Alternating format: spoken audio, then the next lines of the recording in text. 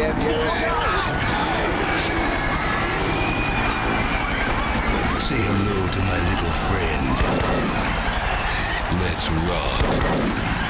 You're heading for the roof. Don't get your panties all in a bunch. Hello everybody, welcome back. Today we're talking about Duke Nukem Manhattan Project. I just had to do it to him. You know, I said we would go through the Duke Nukem games and that we would, you know, check out what they're all about.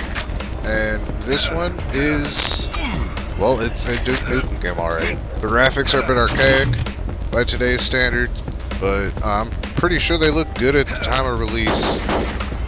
I don't actually know when this game was released. I believe it was probably early PS2 type general era.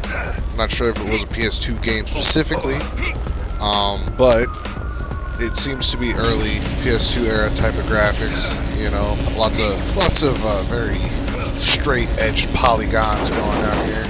And as far as the gameplay goes, the raw gameplay goes, this is definitely different than like Duke Nukem 3D. This is more in line with the original Duke Nukem games in the sense that it's more of a platformer than a shooter. That said, Duke still gets lots of guns and stuff. Duke still kills pig cops, and so on and so forth. You know, there's a lot to, there's definitely a lot to enjoy here. Every level has 3 babes to rescue, plenty of secrets and puzzles throughout the game, and, you know, just plenty of game, honestly. Like with most old games, this is like a game from the time period where, you know, adding expansion packs and stuff after the fact wasn't really a thing. You know, when you put a game out, that's it. There wasn't really any updates or patches or anything like that. There was a few exceptions, but even still, the expansions of the day were more or less kind of seen or behaved kind of like just a whole other game. You know, like StarCraft comes to mind with the original Brood War expansion.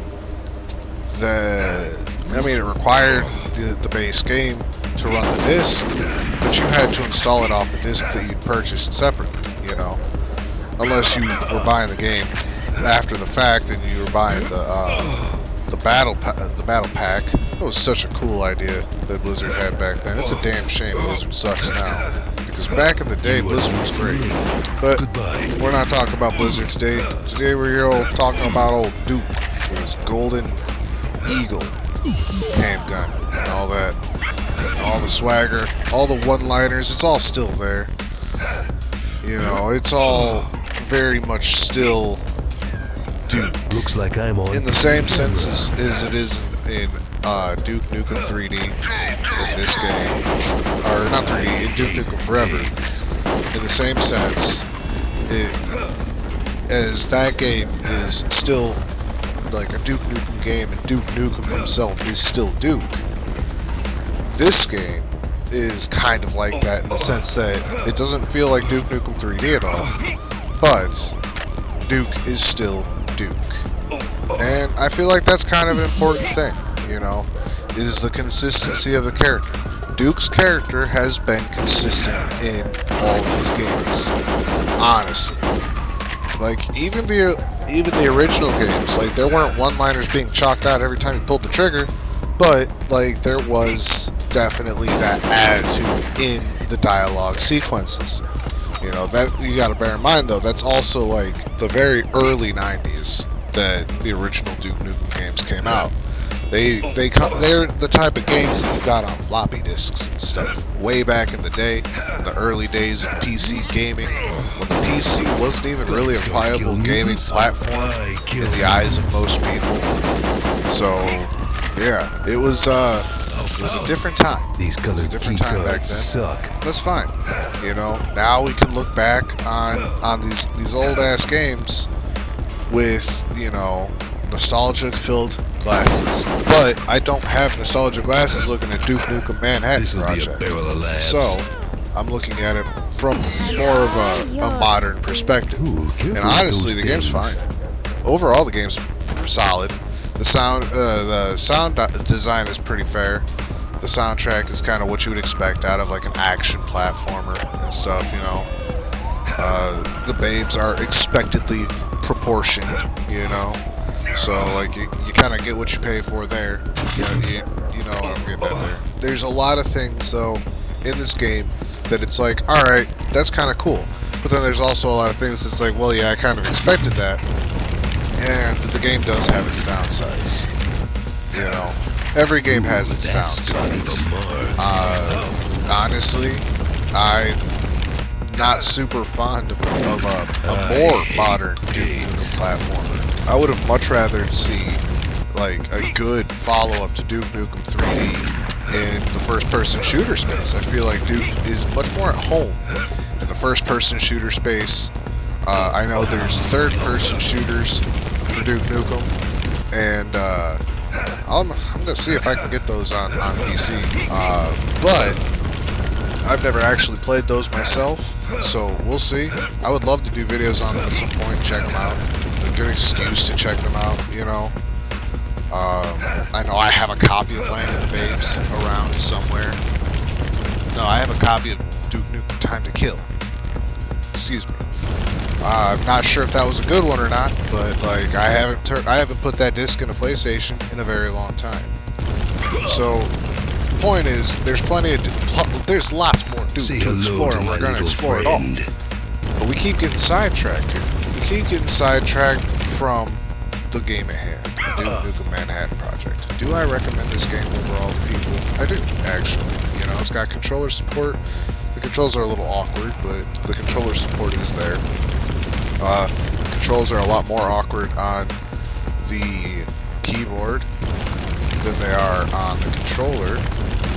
There's a part of the gameplay where I'm just kind of standing around, not jumping, and that's because I could not figure out which button jumps on the keyboard.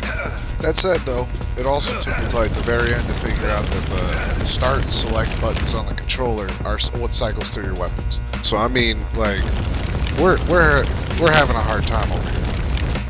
So apparently this game doesn't have its own Steam store page, so I'm not sure how to actually get it.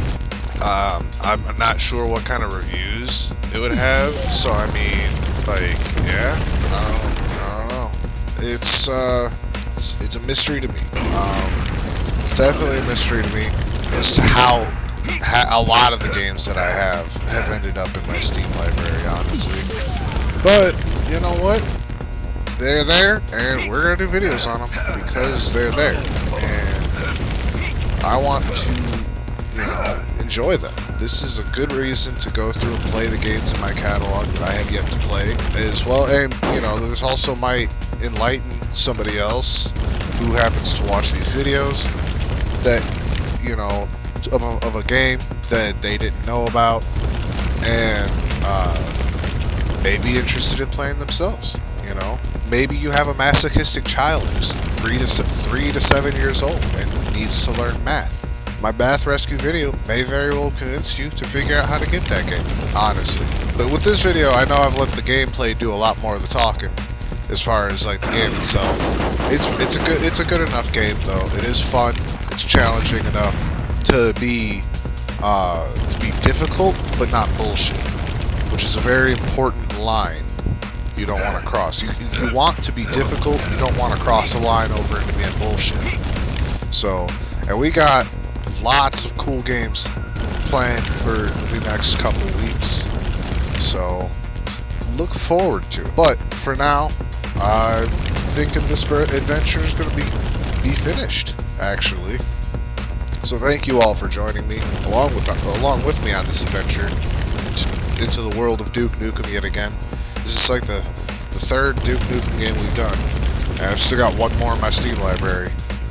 Unless I already did Duke Nukem 2, then I guess we would have done 4 videos. But on that note, take care of yourselves, take care of each other, like, comment, subscribe, maybe grief the bell button, dislike if you feel like I've earned it, dislike if you don't like Duke Nukem, that's fine too.